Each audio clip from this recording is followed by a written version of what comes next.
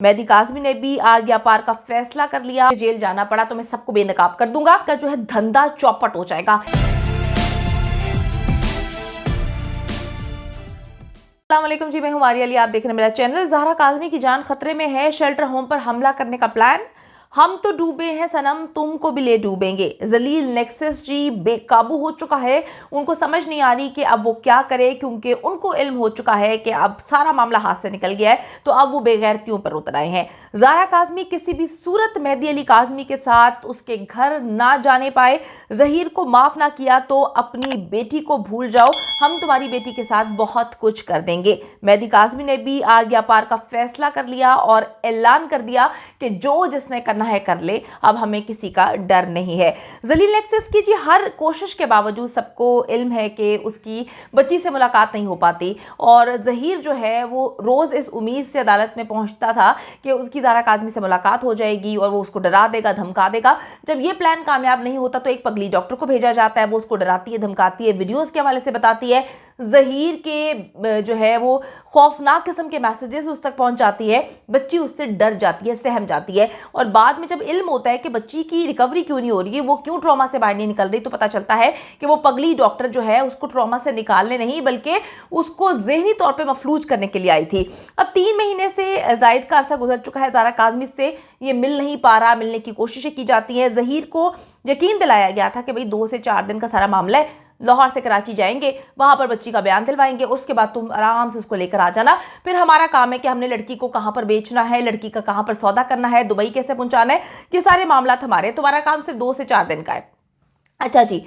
और फिर लेकिन 3 महीने जब गुजर जाते हैं और इस दौरान जो है बार बार ज़हीर को जो है वो तकलीफ का सामना करना पड़ता है, उसको जलील होना पड़ता है, कोर्ट में आना पड़ता है, वहाँ पे जलालत उसका मुकद्दर बनती है, हर जगह पर थू थू हो रही होती है। तो 3 महीने गुजरने के बावजूद मिलना तो फिर दूर की बात, ज़हीर तो बच्ची से आंखें भी चार नहीं कर पाता, जिसकी वजह से फिर इनके आपस में ही लड़ाई झगड़े शुरू हो जाते हैं। वो नेक्सस को भी कह देता है, वो गॉडफादर को भी कह देता है, और वो अपनी माँ को भी कह देता है कि भी अगर अब मुझे जेल जाना पड़ा तो मैं सबको बेनकाब कर दूंगा। और शबीर भी मुझे छोड़ छोड़ के भाग जाता है, मैं अकेला जो है कोर्ट कचहरी देख रहा हूँ, मैं लोगों को निपट रहा हूँ, तो बेहतर यही है कि मुझे यहाँ से निकाला जाए, मुझे कोई लेना देना नहीं है ज़हरा काज़मी से। आखिरी हरबे के तौर पर जी जलील नेक्सस ने फैसला किया कि ज़हरा काज़मी को किसी प्राइवेट शेल्टर होम में जो है वो शिफ्ट करवाते हैं, और फिर उसके बाद उस बच्ची तक हमारी रसाई जो है वो आराम से हो जाएगी। इसकी वजह ये देखें, आप सबको पता है कि पैसे की तो इनको कोई प्रॉब्लम नहीं है, और इन्होंने कौन सा हलाल का पैसा या अपने पल्ले से पैसा लगाना है। इन्होंने जो इनका गॉडफादर है वो पागलों की तरह पैसा लगा रहा है, और यही हमारी सिंध पुलिस से इल्तजा थी कि एटलीस्ट देखा तो जाए, देखने की कोशिश तो करे, ढूंढा तो जाए कि वो गॉडफादर कौन है जो बेवजह एक सिंपल सी लव स्टोरी पर इतने करोड़ों रुपए आखिर क्यों लगा रहा है, क्यों कोर्ट कचहरी को जो है वो हैंडल कर रहा है, क्यों इनको पूरे के पूरे पाकिस्तान में भागने पर जो है वो फैसिलिटेट किया जा रहा है। तो ये सारे मामला जो है सिंध पुलिस को हमसे बेहतर पता है कि जी कौन है पीछे, तो उन्होंने इसीलिए इस केस को ख़राब करने की कोशिश की। अब होता ये है कि अब इन्होंने आखिरी हरबा अपनाया, और आखिरी हरबे के तौर पर इन्होंने गेम ये डाली कि इन्होंने मुंह उठा के जो है वो एप्लीकेशन दायर कर दी कि बच्ची महफूज नहीं है उस शेल्टर होम में जहां पर बच्ची को रखा गया है। वहां पर जो है शैला रज़ा पर इल्ज़ाम लगाए गए, वहां के स्टाफ पर इल्ज़ाम लगाए गए, फिर कहा गया कि वहां पर सिर्फ एक बच्ची है, और बच्ची जो है उसको कैमरे फेस करने पड़ते हैं, ना वो सो पाती है ना वो उठ पाती है, दिन रात कैमरे जो है वो 24/7 उसको मॉनिटर कर रहे हैं। अच्छा जी, अब ये सारी कहानी 3 महीने बाद क्यों याद आती है? 3 महीने बाद अचानक से जो है इनको कोई आकर कहता है कि भाई ये हो गया, तो बच्ची तो भाई 3 महीने से वहाँ पर है, अगर तुम्हारे मुताबिक जो तुम बता रहे हो सारी चीज़ें हैं तो 3 महीने से फेस कर रही हैं। अब अचानक से तुम लोगों को ऐसी कौन सी मौत नज़र आना शुरू हो गई? मौत है कि बच्ची वालिदैन के साथ जा रही है। बड़ी ज़बरदस्त मुलाकात हुई है, और यकीन करें कि ऐसी बातें हुई हैं जो मैं कहती हूँ कि मैं यहाँ पर अभी अब आपको क्या फिर बताऊँ, क्योंकि ऐसी मनहूस काली नज़रें बेगैरत और दरिंदे लोगों की, मैं कहती हूँ कि इनकी नज़रों से और इनकी चीज़ों से बचाकर जो है बच्ची जब घर आ जाए तो वो खुद ही बताए कि जी मामलात क्या हैं और किस तरह से बच्ची जो है वो इनके जुल्मों सितम से जो है वो निकल कर अब बाहर आ गई है।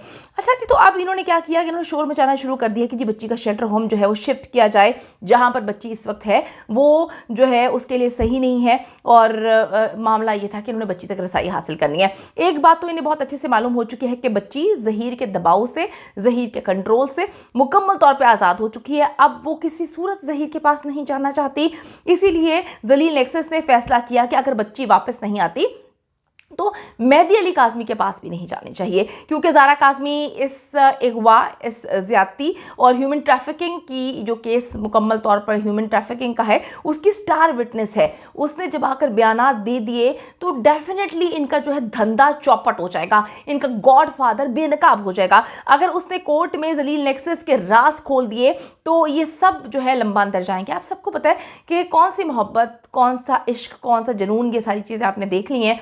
इन्होंने कहा कि बच्ची जब कराची जाएगी तो कराची जाके ना बच्ची ना शोर मचाएगी।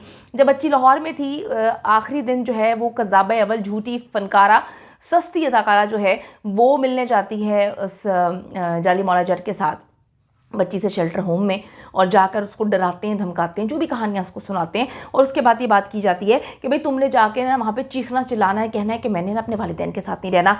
लेकिन बच्ची जैसी मतलब पंजाब से निकलकर सिंध में एंटर होती है, उसको पता चल जाता है कि भाई यहाँ पे तो मेरे वालिदैन हैं, अब डेफिनेटली मैं सेफ हैंड्स में आने वाली हूँ। तो बच्ची जो है ना आईओ को बताती है, बच्ची ना ही जो है वो जज साहब को बताती है, उसको अदालत में भी पेश किया गया था, ना वो जज साहिबा को बताती है जो इसके पास शेल्टर होम में मिलने आई थी। वो किसी को नहीं बताती कि मैं जो हूँ वो खुदकुशी करना चाहती हूँ, मैं मरना चाहती हूँ, मैं जी नहीं सकती, मैं अपनी नस काट लूँगी। या ये भी उसने कहा कि जो है ज़हीर मेरा शौहर है, अगर उसको बुलाएंगे तो मैं मुलाकात करूँगी। कितनी मज़ेदार बातें। ये सारी बातें किसने की? कज़ाब अव्वल ने की।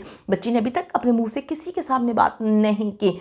अब आप कहें कि बच्ची को डराया धमकाया गया, तो पहले दिन कौन सा डराया धमकाया होता है जब उसको जज साहब के सामने पेश किया था। बच्ची बड़ी नॉर्मल है, और यकीन करें कि बच्ची अपने वालिदैन से मिलकर जितनी खुश होती है उसको एहसास हो चुका है कि जलील के साथ रहने पे जलालत ही उसका मुकद्दर बनेगी। बच्ची दौड़ती हुई आती है, बच्ची भागती हुई आती है। जो लोग वहाँ पे विटनेस कर रहे हैं, जो लोग देख रहे हैं कि बच्ची अपने वालिदैन से लिपट जाती है, वो क्या झूठ थोड़ी बोल रहे हैं। अब जी मेहदी काज़मी को इन्होंने क्या किया कि यही वजह है कि जलील नेक्सस किसी भी सूरत नहीं चाहता कि बच्ची जो है वो घर जाए, क्योंकि किसी ना किसी तरीके से बच्ची के जुल्म के साथ जो जुल्म सितम किया गया, सबके नाम और करतूत जो है वो बेनकाब हो जाएंगे। मेहदी काज़मी को out of the court settlement के लिए जो है दबाव डाला है, लेकिन मेहदी काज़मी का एक ही जवाब है कि बिल्कुल भी नहीं, बिल्कुल भी नहीं, किसी सूरत नहीं। अब तुम लोगों को सजाएं मिलेंगी, तुम लोगों ने जो करना है कर लो। इसके बाद ये जलील नेक्सस जो है वो बच्ची को नुकसान पहुंचाने का फैसला कर चुका है, और लेकिन इनका ये हरबा इंशाल्लाह ताला जो है वो किसी सूरत जो है वो कामयाब नहीं होगा, क्योंकि शेल्टर होम जो है वो चेंज करने वाली हेयरिंग से पहले ही इंशाल्लाह ताला ज़ारा काज़मी जो है वो अपने घर चली जा चुकी होगी। वो वहाँ पर मौजूद होगी, प्रेस कॉन्फ्रेंस कर रही होगी, बता रही होगी कि इन दरिंदों ने उसके साथ क्या दरिंदगी की, और जो इनको डेट मिली है ये वहाँ पे जाके जो है अपना सर दीवारों से जो है वो पीटेंगे। बच्ची खुद मीडिया और कोर्ट में अपने साथ होने वाले जुल्म और जालिमों को बेनकाब करेगी। तो इनकी अब ये एक बार फिर से कोशिश है कि बच्ची को जो है वो किसी सूरत घर ना जाने दिया जाए, इसलिए इन्होंने शेल्टर होम पर जो है किसी ना किसी तरीके से रसाई का प्लान बना लिया है। और ये लोग चाहते हैं कि बच्ची को इस जगह से शिफ्ट करके प्राइवेट शेल्टर होम में भेजा जाए, ताकि वहां पर ये 4 पैसे लगाकर किसी भी बंदे को खरीदें, अंदर तक बच्ची के पास पहुंचे, उसको डराए धमकाएं, मारे पीटे, जिस तरह से फैब्रिकेटेड इंटरव्यूज लेते थे। लेकिन इंशाल्लाह ताला दुआ करें, दुआ में बहुत ताकत है। इन दरिंदों का अंजाम जो है वो बहुत ही दर्दनाक होगा।